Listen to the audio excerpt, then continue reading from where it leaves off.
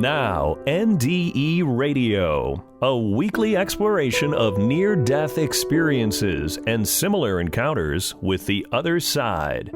Now, here's your host, Lee Witting. Welcome to NDE Radio with Lee Witting, whether you're listening on TalkZone, by podcast, through the archives of our ad-free shows on our YouTube channel, or connected through the content of our Facebook page. Amazingly, after looking for years for a monologue I wrote for a radio show on the Wandering Jew, it has suddenly turned up again. And since it's all about the end times, I take it as an interesting sign that it turned up now as well.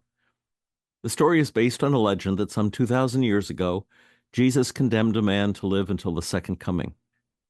My goal in writing this was to bring together stories, myths, and prophecies from a variety of cultures, times, and religious faiths concerning teachings about the end of days.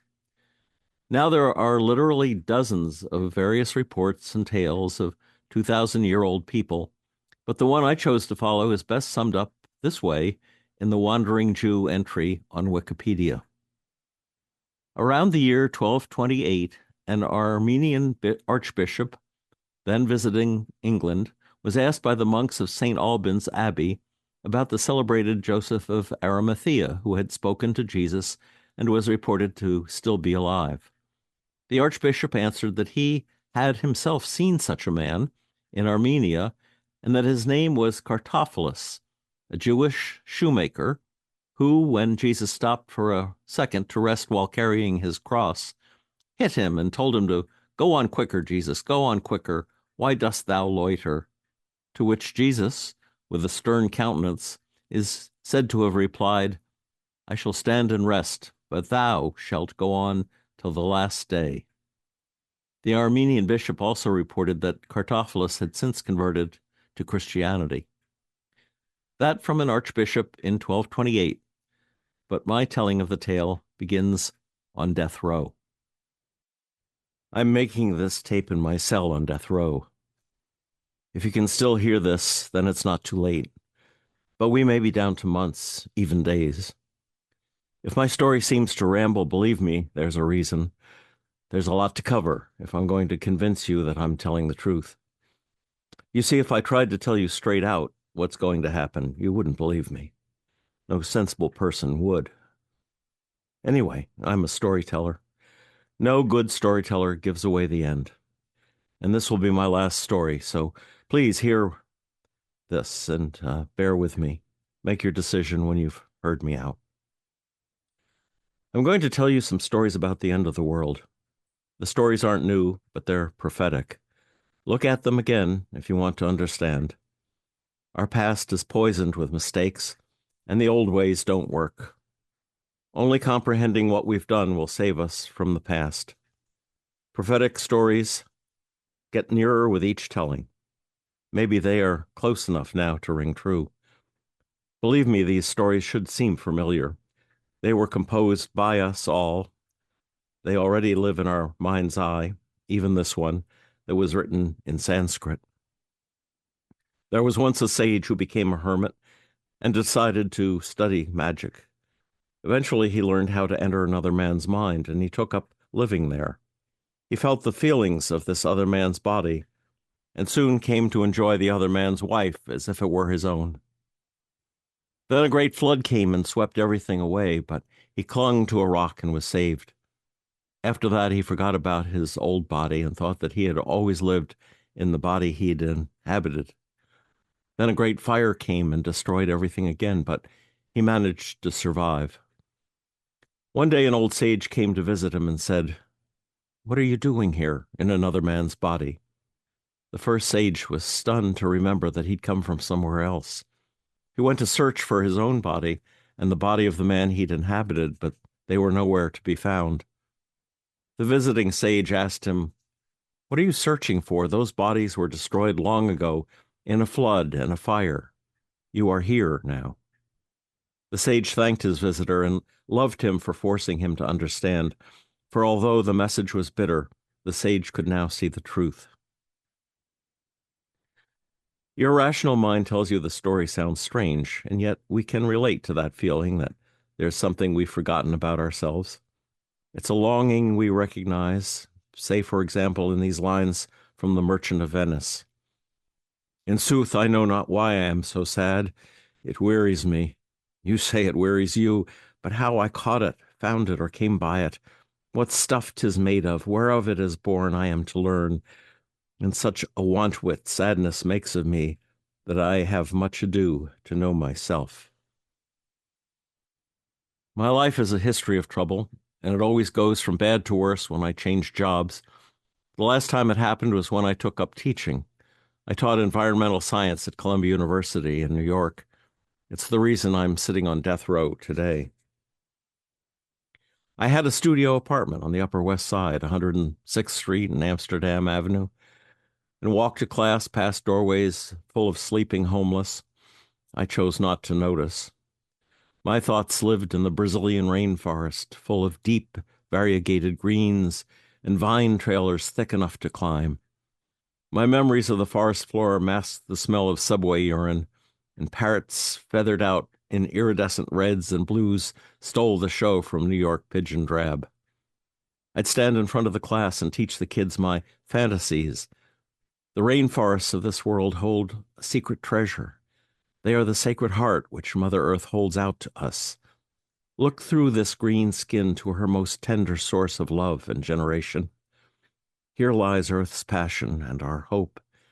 Here are biologic mysteries that dwell somewhere between science and magic.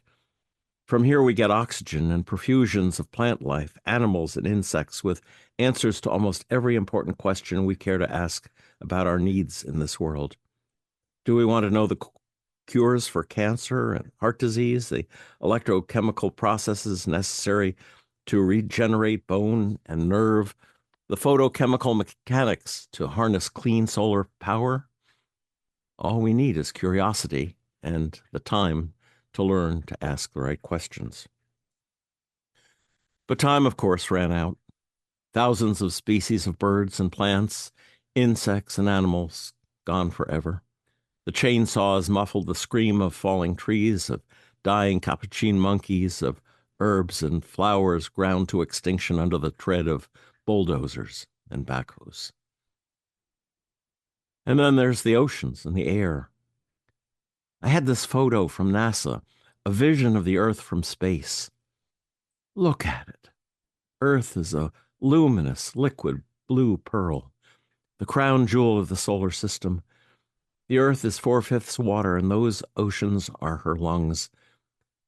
These waters are an organ teeming with underwater plants and schools of fish, with coral reefs and algae and plankton that are to Earth's lungs as alveoli are to ours. Dive deep in your dreams. Swim with the porpoise and the humpback whale. You are the generation who will hear their cry.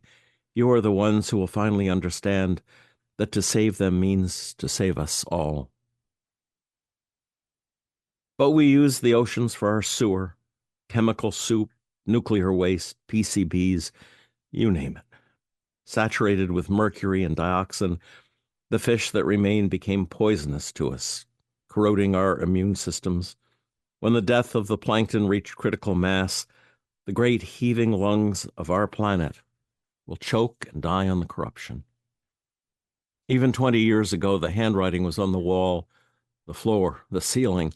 We chose to ignore it. And at the same time, we were poisoning our atmosphere. Yet there was no stopping our insane consumption of fossil fuels, the slow burning fuse of the greenhouse effect, acid rain, and fluorocarbons in the ozone. Earth did her best to fight back. As CFCs ate holes in the ozone, cancers grew apace in humans, too. The ultraviolet light attacked eyes and immune systems, making millions of people more susceptible to AIDS and other hybrid viruses, until the dark vision of Matthew's gospel came clear. For then there will be great suffering, such as never happened from the beginning of the world until now, and never will be again. After a while, I couldn't face my classes. I couldn't play prophet of the bad news day after day. Who could go on confessing to these children in excruciating detail how the greed of their parents had wasted their world and their future? So I gave up teaching for direct action. A group of us decided to take the pollution back to its source, to the presidents and CEOs who profit from it. We didn't fool around. We buried radioactive waste in their basements and backyards. We laced boxes of candy with mercury and put dioxin in their wells. Eventually, I was caught. I wouldn't rat on the others, so they threw the book at me. No matter that they were poisoning the whole world. So here I sit on death row, sentenced to die in the electric chair. Let me tell you a story called The Conference of Birds. It was written by a Sufi mystic, Farad ud-Din Attar, who lived in the 12th century. Once upon a time, the birds of the world decided to find a king. Their guide was a bird called the hoopoe, and when the flock had settled down to listen, the hoopoe told them, "I bring good news. You do have a king. He is known as the Simorgh, and he is a great lord indeed. But he lives far away, and the journey is difficult and dangerous. Some of you will not succeed in getting there, but I will help those who wish to try." When the birds heard the hoopoe's warning, they were frightened and began to make excuses. The nightingale said he could not leave his beloved. The hawk said he would stay in the comfort of court and wait on earthly kings. The duck claimed he couldn't leave the water. One by one, the hoopoe answered their excuses. "True love will see such empty transience for what it is," he told the nightingale. To the hawk he said, "An earthly king is like a raging fire. Whoever hovers near such power risks destruction." And to the duck he replied, "A water drop was formed when time began, and on its surface swarmed the world's appearances. Do not pass your life in vague aquatic dreams which cannot last." Finally, the birds agreed to go and find the holy Simorgh, their spiritual king. "But how far must we go?" they asked. The hoopoe told them that first they would pass through fire and splendor. Then they would cross 7 oceans, flying above a mighty whale. This whale is vast but invisible, and by his breathing he draws in the whole world. 3 million birds started off on the difficult journey. They flew for years. Some drowned in the oceans, others died of thirst. Some froze on mountaintops, others died of heat, and some turned aside, distracted by the pleasures and marvels of the world. In the end, only 30 birds remained, 1 out of every 100,000 who'd begun. 30 broken, wretched, exhausted creatures arrived at last to meet their king, the Simorgh. As they stood in the outer courtyard, a herald flew down to ask who they were and what they wanted. "Go home," the herald told them when he heard they'd come to meet the Simorgh. "The king is far too grand. 100,000 armies are as small to him as an ant. The blaze of his majesty would consume your souls." But the birds answered, "How can a moth flee fire when fire contains what it desires most?" After hearing their pleas, the herald relented and led the 30 birds to the inmost chamber, which shone with the unveiled light of light. Then the herald handed a page to each bird and told them to read. With growing shame, the birds realized that on the page was written, detail by detail, the actions of their lives. And through their shame, the weight of the world was lifted from them. They felt a new life flow within them. And there in the Simorgh's radiant face, they saw themselves. For you see, in the Sufi language, Simorgh means 30 birds. The king they'd traveled so long to find was, in fact, a mirror of themselves. I came to my teaching job by way of the priesthood. I was a Roman Catholic priest, and more than that, I was a priest in love with the Blessed Virgin Mary. Was it wrong to feel passion for the Mother of Jesus? I didn't care. Wherever there was a sighting or a sign, I would make a pilgrimage. My love went unrequited. I never saw visions of Mary myself, but where others had seen her became sacred ground for me. Guadalupe, Lourdes, Fatima, Zeitung, Medjugorje, to mention a few. Sometimes she was seen as a white light, nearly transparent, wearing a crown of gold. Sometimes she was surrounded by doves of light. Always she was said to be beautiful. She was called Queen of Heaven, Star of the Sea, Our Lady of Good Counsel, Our Lady of the Snows, Our Lady Refuge of Sinners, Our Lady of Sorrows, Our Lady of Ransom, Our Lady of the Rosary, Our Lady of Perpetual Help, Immaculate Heart. Almost always the message she brought was to pray, specifically to pray for the salvation of the world. And if we couldn't change, well, her messages of doom were not lost on me either. Take her appearances at Fatima.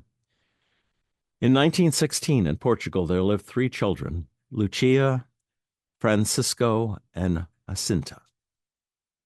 Lucia was 9 years old, Francisco 8, and Jacinta 6.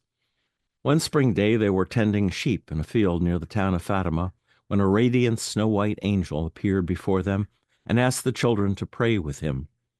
He then touched his forehead to the ground and prayed 3 times, "My God, I believe, I adore, I hope, and I love you."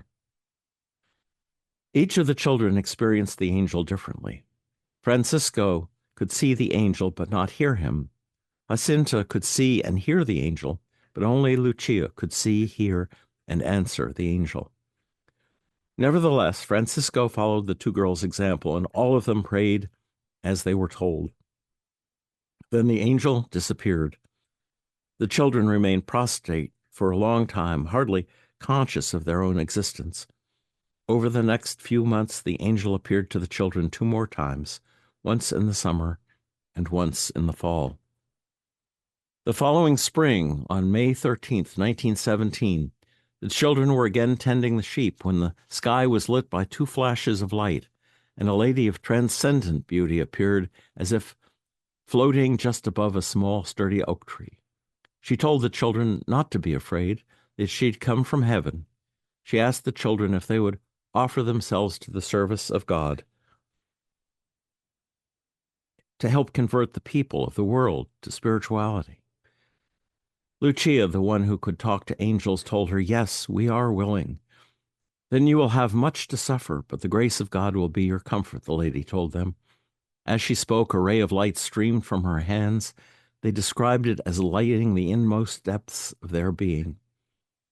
Lucia said later that it caused the children to see ourselves in God, who is this light, more clearly than in the best of mirrors. The lady told them to pray each day for peace in the world. Then she turned to the east, and the light that surrounded her seemed to open a pathway for her into heaven. Incidentally, on the same day the lady appeared at Fatima, armed horsemen, on orders from Lenin, rode into a Moscow church filled with children. After smashing the altar and statues, they charged the children, killing and injuring many of them. The lady appeared to the children each month for 5 more months. I'll tell you the rest of the story as we go along. It was my dedication to Mary that led me to the priesthood. You see, I'd hoped that Mary, the Christian Sophia, would empower the salvation of the world. She is the Magna Mater, the Great Mother, the embodiment of nurturing love. Before she was called Mary, she was known as Wisdom. Back to the beginnings of time, she speaks to us through the book of Proverbs. "The Lord possessed me in the beginning of his way, before his works of old. I was set up from everlasting, from the beginning, or ever the earth was, and I was daily his delight. Rejoicing always before him, rejoicing in his habitable earth, and my delights were with the sons of men. Now, therefore, hearken unto me, O ye children, for blessed are they that keep my ways, for my objectives are the issues of life. They proclaim the will of the Lord. Those who sin against me wrong their own soul. All those who hate me love death." Tens of thousands of people witnessed the Marian apparitions, and yet Vatican Council II could not be moved by pro-Marian bishops. In keeping with their patriarchal past, church fathers decided to downplay the growing devotion to the female aspect of God. In the early 1960s, Mother Church was still only a patriarchy and drag, and fiercely jealous of the real source of nurturing love. So I had to leave the priesthood. But there was a time, a long time before I became a priest, when I traveled through Europe and the Middle East. And now, since you've come this far with me, I'll tell you something more about myself, something that's a mystery, but something that you have to know. To put it simply, I was cursed by God, condemned, in fact, by Jesus Christ himself, to live till the end of time. Cursed for an offhand remark I only made out of fear, cursed to live until the second coming. I've been called by different names: Cartaphilus, Malchus, Azurius, Lazarus. Mainly, I've been known as the Wandering Jew. I've been accused of many crimes, some worse than others, and many I didn't commit. Even for those, I won't deny that my punishment was just, even the punishment that is to come. How old am I? I lived in Jerusalem during the time when Christ taught his radical message. No, hear me out. I was there. I saw him, and more than that, I believed him. I was there when Jesus said, "If anyone wants to be a follower of mine, let them deny themselves and take up their cross and follow me. For whoever wishes to save their life will lose it, but anyone who loses their life for my sake will find it. What then will you gain if you win the whole world and lose your soul? Or what have you to offer in exchange for your soul? For the Son of Man will come in the glory of his Father with his holy angels, and then he will reward each according to their works. I tell you solemnly, there are some of these standing here who will not taste death before they see the Son of Man coming with his kingdom." I heard those words and had no idea they were meant for me. Not then. It came the day of the crucifixion when all of us were afraid to admit what we had witnessed. As Jesus was carrying his cross to Calvary, he rested for a moment on my doorstep. I was terrified for myself and my family, afraid they would accuse us too and crucify us. In my fear of being suspected, I drove him away with the words, walk faster, walk faster." And Jesus replied, "I go, but you will walk until I come again." Do you remember? Do you even care? And will you want a reckoning for a lifetime 2,000 years long? There's not forgiveness enough in the world to cover over so much sin. Life and sin go hand in hand. They are betrothed and married to each other.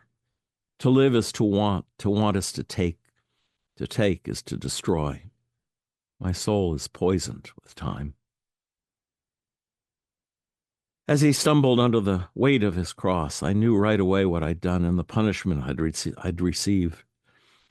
My wife didn't believe me, poor thing, but as the years passed and she grew old and sick, she began to see that I would not be joining her in the grave. After she died and my children grew old, I knew I couldn't remain in Jerusalem, and so began the travels by which I came to be known as the Wandering Jew. On June 13th, 1917, exactly a month after her first visit, the Lady of Fatima appeared to the children again. At noon, witnesses say there was a brilliant flash of light, and the children knelt before the little tree. The lady told the children to pray. Lucia asked her if she would take them back with her to heaven. She told Lucia it would not be very long before Francisco and Jacinta would die, but there was a purpose for Lucia to live on in the world. Then the lady covered them with rays of magnificent light and showed them her heart. The children said her heart was encircled and pierced by large thorns, and though her body seemed translucent, her heart seemed real. She promised them she would return again in a month, and then she was gone. Less than 2 years later, Francisco died of influenza, followed by Jacinta in 1920. By the way, their bodies were exhumed in 1935, and Jacinta's was found to be incorrupt. It was examined again in 1951, and again was found to be incorrupt. It's a strange thing, this relationship between the body and the spirit. Christ's body became the spiritual sacrifice for the world. Now my body, cursed to live till the second coming, is condemned. Do you understand now why I fear we are coming to the end? Like my body, the world itself will be electrified. This time, my body will fail. Believe me, I know quite a lot about death. I've had 2,000 years to study it while waiting to play John the Baptist to the millennium. More compelling than death, though, is the idea that we will be punished for our deeds. Since that day in Jerusalem, I've wandered in fear that my sins have condemned me to hell. St. Michael's scales of judgment in one form or another appear in almost every culture that I've studied. Anubis, the Egyptian god of death, set the scales before Osiris to weigh our deeds and decide our fate. The Tibetan Book of the Dead speaks of weighing the good or bad karma on scales filled with white or black stones, while Persians tell of the dead crossing, the knife-edged Sinfat bridge, from which sinners plunge into the abyss. Hell has been the dark companion of my storytelling. Many cultures describe the levels of damnation. Ancient Chinese and shaman stories contain detailed descriptions of 7 or 9 underworlds, like Dante's vision of circles of the damned. There are Hindu tales about the hell of Yama, the judge of the dead, who determines their torment according to their deeds. The Buddhist hell contains 18 levels of torture, 9 levels of hot and 9 levels of cold. From Jerusalem, I traveled to the eastern side of the desert of Judea, to Qumran, where I planned to practice the ascetic ways of the Essenes and to wait with them for the end of the world. They were convinced that the final generation was us, and they were in training for that moment when the Messiah would appear. I lived with them for 10 years until they and the temple in Jerusalem were finally destroyed by the Romans. Their struggle with the Romans helped fulfill the first half of the prophecy of the book of Tobit. They will be scattered over the earth from the good land, and Jerusalem will be desolate. The house of God in it will be burned down and will be in ruins for a time. But God will again have mercy on them and bring them back into their land, and they will rebuild the house of God, though it will not be like the former one until the times of the age are completed. From Qumran, I traveled to a Gnostic settlement near Petra, an ancient Nabatean city carved into red sandstone cliffs. The Gnostics had melded the tales of Christ's crucifixion and resurrection with the early mysteries of the Tammuz, Adonis, and Osiris cycles, and interpreted the Christian mysteries according to the ancient symbolism. For the Gnostics, this cosmos, riddled with evil, would evaporate into nothingness once the divine spirit was released from it. I was there during the time of the magician Simon Magnus.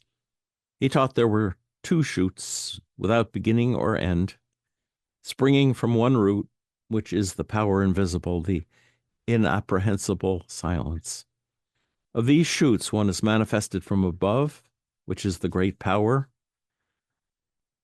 The universal mind ordered all things, male. The other is manifested from below, the great thought, female, producing all things. Pairing with each other, they unite and manifest the middle distance, incomprehensible air without beginning or end. The Gnostics saw Christ as the personification of the divine mind. They held that the body was just an appearance, a function of the mind, not of reality. Later, when I came to study Mahayana Buddhism, I recognized the similarities. They believe that Buddha is not a man who achieved illumination, but the manifestation of illumination itself. This illumination appeared in the form of a teacher expressly to enlighten those trapped in the coils of their delusions. The Buddhists taught that the whole world was a delusion and was, in reality, the body of the Buddha. This is the same idea that Christ taught in the Hammadi texts. I am the light that is above them all. I am the all. The all came forth from me, and all attained to me. Cleave a piece of wood. I am there. Lift up the stone. and you will find me there.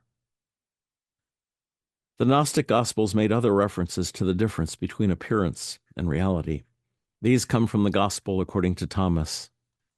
Jesus said, "If those who lead you say to you, 'See, the kingdom is in heaven,' then the birds of heaven will precede you. If they say to you, 'It is in the sea,' then the fish will precede you. But the kingdom is within you, and it is without you." Jesus said to them, "When you make the two one, and when you make the inner as the outer, and the outer as the inner, and the above as the below, and when you make the male and female into a single one, so that the male will not be male, and the female not be female, then you shall enter the kingdom." And from the Acts of John, "And lo, my Lord was standing in the middle of the cave and illumined it, and spoke, 'John, for the multitude below in Jerusalem, I am being crucified and pierced with lances and staves. Vinegar and gall are given me to drink. But to you I speak, and to what I speak give ear. Secretly I caused you to ascend this mountain, so that you should learn what a disciple must learn from his master, and people from God.' With these words he showed me an implanted cross of light, and about the cross a great multitude that had not one uniform shape. And in that cross of light there was one form and one appearance. And upon the cross I saw the Lord himself, and he had no shape, but only a voice, and a voice not such as was familiar to us, but one sweet and kind and truly of God, saying to me, 'John, it is needful that there be one who hears these things from me, for I have need of one that will hear.' This cross of light is something called the Word by me for your sakes, and sometimes mind, sometimes Jesus, sometimes Christ, sometimes door, sometimes way, sometimes bread, sometimes seed, sometimes resurrection, sometimes Son, sometimes Father, sometimes Spirit, sometimes life, sometimes truth, sometimes faith, sometimes grace." So it is for people, for what it is in truth, as conceived in itself, as spoken between us, it is the marking off of all things, and the firm uplifting of things fixed out of all of things unstable, and the harmony of wisdom, of the wisdom that is harmony. But there are forces of the right and forces of the left, potencies, angelic powers and demons, efficacies, threats, upsurges of wrath, devils, Satan, and the lower root from which the nature of becoming issued. And so it is this cross which spiritually bound the all together, and which marked off the realm of change and the lower realm, and which caused all things to rise up. "You have heard that I suffered, but I suffered not. An unsuffering one was I, yet suffered. One pierced was I, yet I was not abused. One hanged I was, and yet not hanged. Blood flowed from me, yet did not flow." When I'd finished my studies of Gnosticism, I decided to go to Alexandria. You must remember that I had to keep moving, or people would notice that I never aged and demand my secret of me. I lived in fear they would tear me apart, like some goose who held the golden egg of immortality inside. I had nightmares of being terribly wounded, dismembered, and still not being able to die.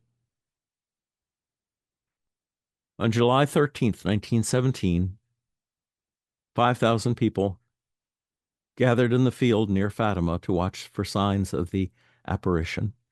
They saw the children gasp and grow pale as the lady showed them a terrible secret vision.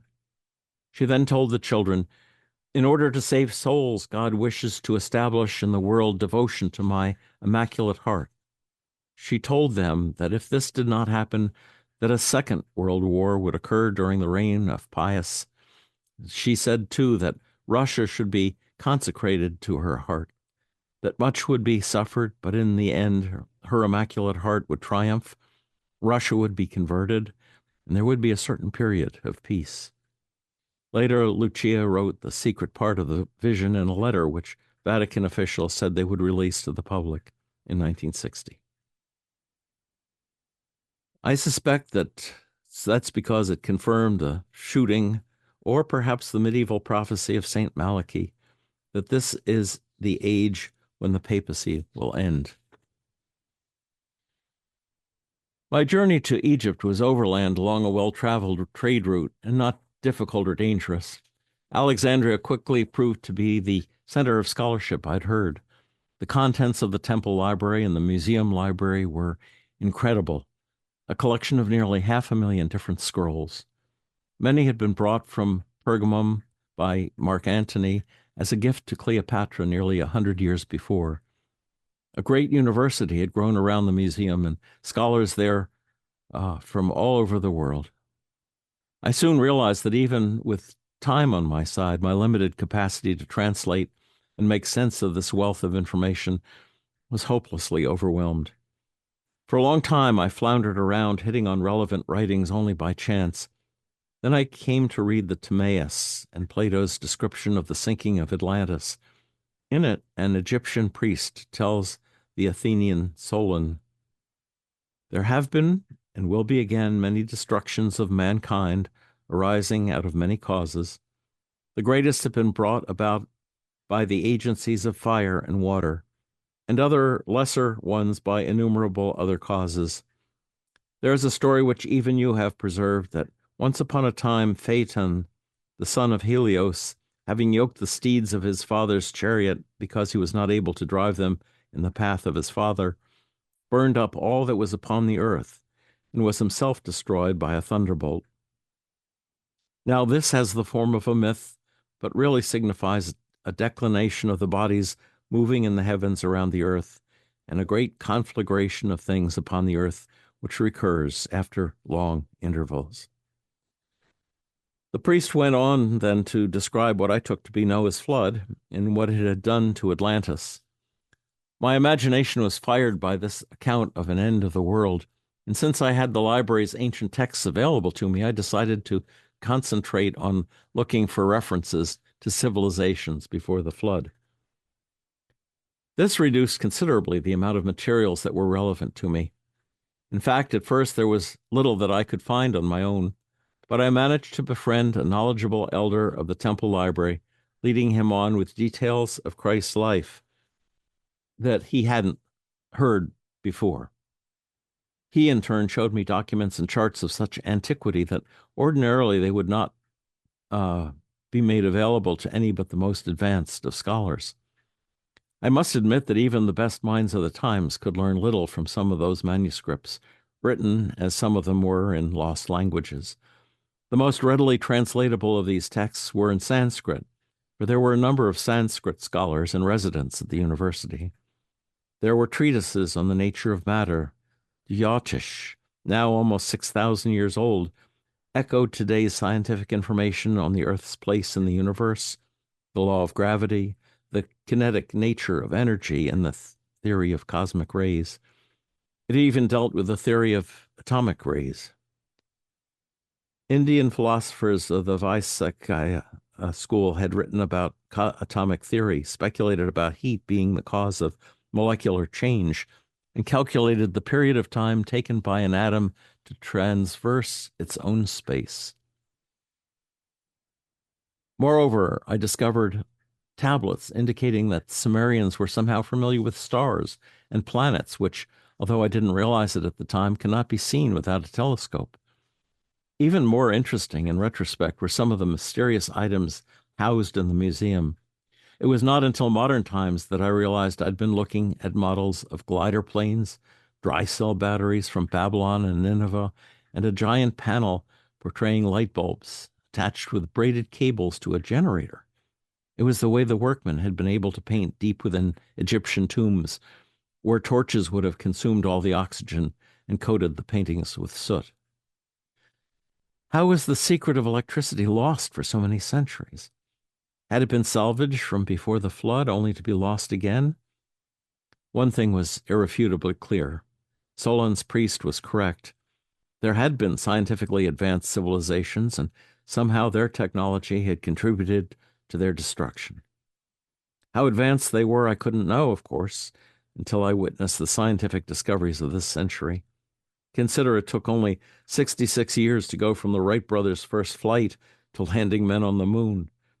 Before the bombing of Hiroshima, then, how could I have understood the meaning behind this description in the ancient text of the Mahabharata, which must have been a nuclear weapon?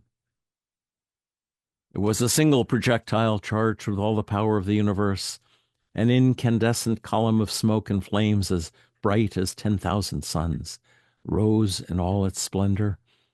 It was an unknown weapon, an iron thunderbolt, a gigantic message of death, which reduced to ashes the entire race of the Varushines and the Dakas.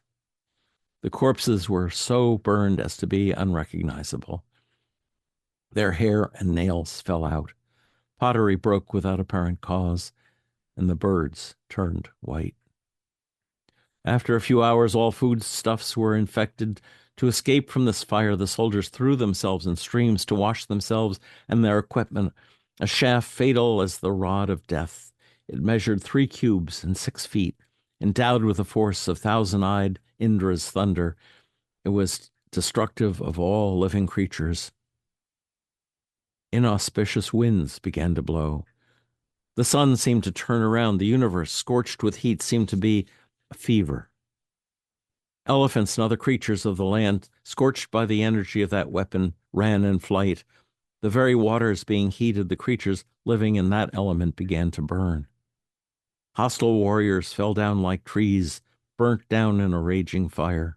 Huge elephants, burnt by that weapon, fell down on the earth, uttering fierce cries. Others, scorched by the fire, ran hither and yon, as in the midst of a forest conflagration. The steeds and the chariots also, burnt by the energy of that weapon, looked like the tops of trees burnt in a forest fire. A substance like fire has sprung into existence, even now blistering hills and rivers and trees, all kinds of herbs and grass, in the mobile and immobile universe are being reduced to ashes. You cruel and wicked ones, intoxicated with pride, through that iron bolt you will become the exterminators of your race. On August 13th, 1917, the district administrator for the Fatima area kidnapped the 3 children and locked them in his house for several days. He was a prominent free thinker and was sure that all this commotion about apparitions would go away if the children weren't there. Despite the absence of the children, more than 18,000 people gathered around the little oak. At noon, an explosive sound was heard and a flash of light was seen near the tree. The sun dimmed and a small white cloud formed around the tree. After a few minutes, it rose into the air and dissolved. Then the tree was bathed in fantastic colors that tinted the clouds, the landscape, and the people. We will conclude our presentation of The Wandering Jew with part 2 on next week's show. Be there if you can for the dramatic conclusion. Anyway, thanks for listening. If you'd like to hear this show again or any of our more than 500 archived, ad-free NDE interviews, go to TalkZone's NDE Radio site and hit the Past Shows button, or go to our YouTube channel, NDE Radio with Lee Witting, where you can subscribe to and comment on the complete NDE Radio library. And listen next Monday, 11 a.m. Eastern at TalkZone for more NDE Radio. I'm your host, Lee Witting, saying once again, thanks for listening.